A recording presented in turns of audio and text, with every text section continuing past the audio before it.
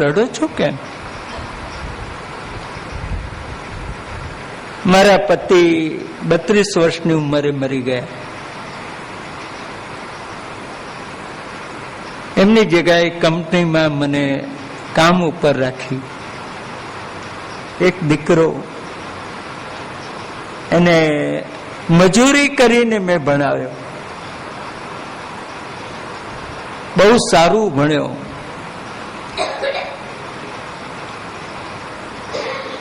એને હૈદરાબાદમાં મહિને 80,000 પગારની નોકરી મળી.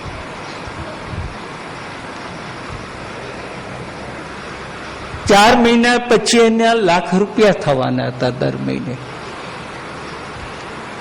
એને કઈ પરદેશ જવાનું કંપની તરફથી થયું. એને કહ્યું હું પ્લેનમાં બેસું ત્યાર પહેલા મારી માને બેસાડો. એણે મને ટિકિટ મોકલી, હું ગઈ.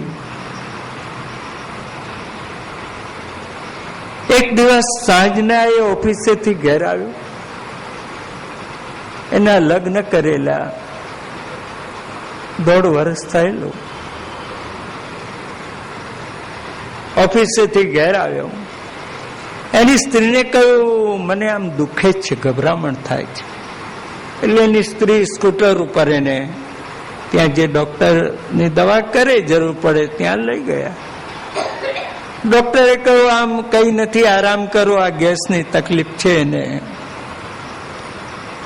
બહાર નીકળ્યા પછી એની સ્ત્રીને કે ડોક્ટર ભલે કે પણ મને તકલીફ વધારે લાગે છે, બીજા ડોક્ટરને ત્યાં ચાલ. બીજા ડોક્ટરને ત્યાં ગયા અને ડોક્ટરે અંદર ટેબલ ઉપર અમને બેસાડ્યા. એ સાથે દેહ છૂટી ગયો.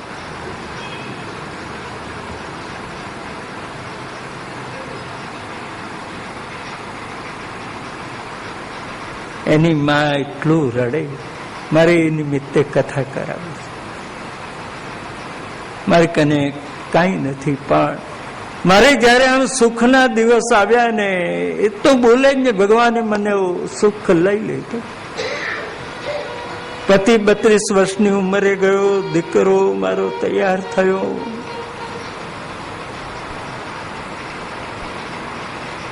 કથામાં કોઈ ઉત્સવ નથી કરવો. મેં કહ્યું બેન આપણે એ રીતે કરીશું.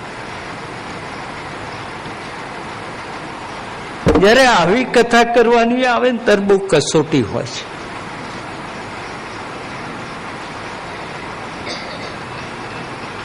પણ એક સહજ રીતે કથાના પ્રવાહમાં જતા જતા જ્યાં નંદ મહોત્સવનો અવસર આવ્યો ને આ બેન પણ ઉભા થઈ ગયા અને નંદ ઘર આનંદ ભયો.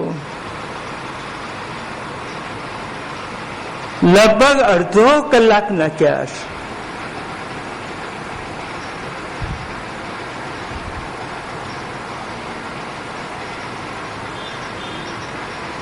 આ અનુભવથી સમજાય કે ભગવાનની કથા ભગવાનની ખોટ પૂરે છે.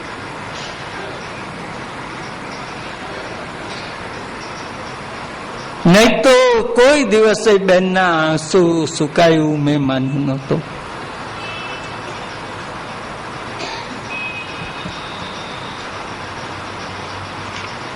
જયારે પ્રભુ આવા અનુભવ કરાવે ને ત્યારે શ્રી મહાપ્રભુજીની વાણી ને ભાગવતજી એમાં શ્રદ્ધા વધારે દ્રઢ થતી જાય છે. ચિત્તોદ્વેગમ વિધાયાપી હરિર યદ્યત કરિષ્યતિ તથૈવ તસ્ય લીલેતિ મત્વા ચિંતામ ધૃતમ ત્યજે.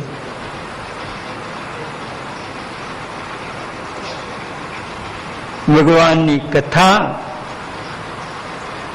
ભગવાનની ખોટ પૂરે છે.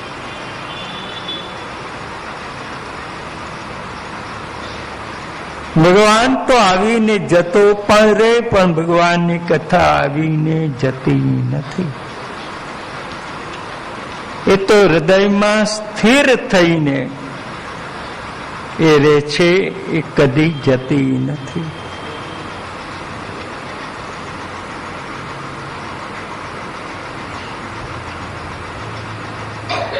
હવે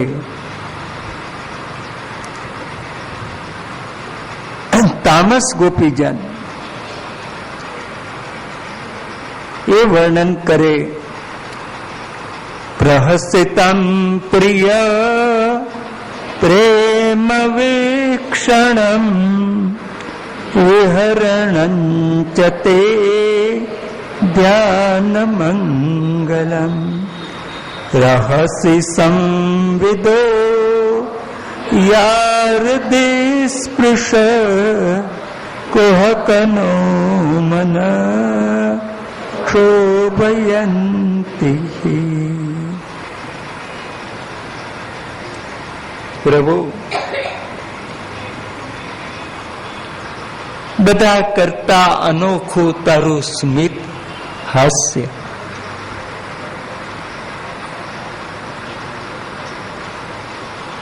બધા કરતા જુદી પ્રેમ ભરી તારી નજર,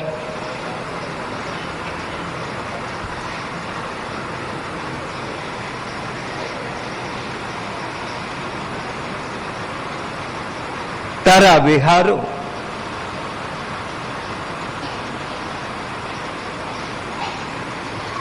તારા ભાવ, તારા સંકેત, હૃદય તારામાં લાગી જાય એવા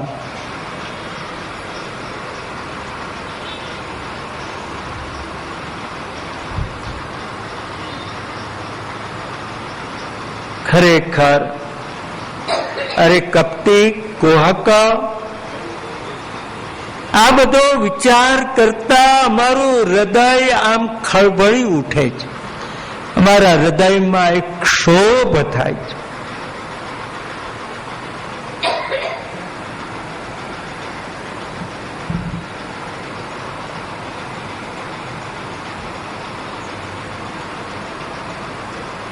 આ જ વાત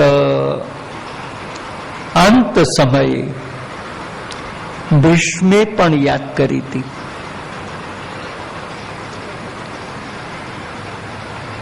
ભીષ્મે બે પ્રસંગ યાદ કર્યા છે.